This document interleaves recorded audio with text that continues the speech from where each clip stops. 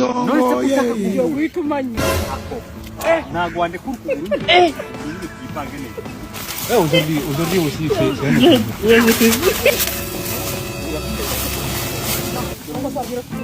umva hano abakobwa tubera babi hari ukuntu ufite umusore ubizi ko agukunda abikwereka pe nawe ubizi ko agukunda ariko ugasanga urimo uravuga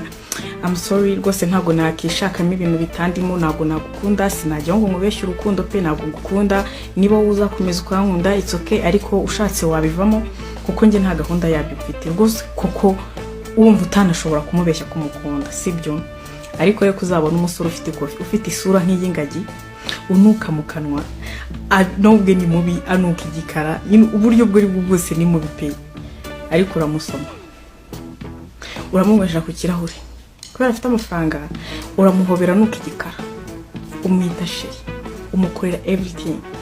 wakorera wa muntu ukunda ntaho byatandukanye ibyo umukora byose bigaragaza ko umukunda kubera ko afite amafaranga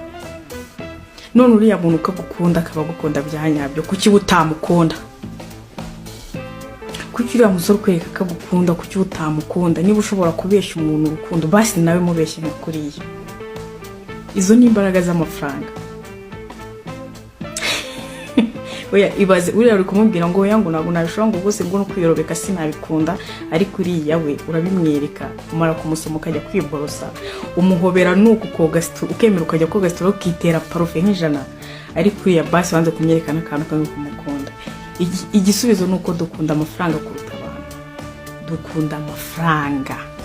ntuzabeshyure umukobwa ngo ntabwo dukunda amafaranga yagukoresha ayo mukobwa rero mwana yanjye abakobwa banyweye imiti itari yabo pe banyweye imiti bamwandikiye kwa ritemu yinywera nka bacterium niba ari bacterium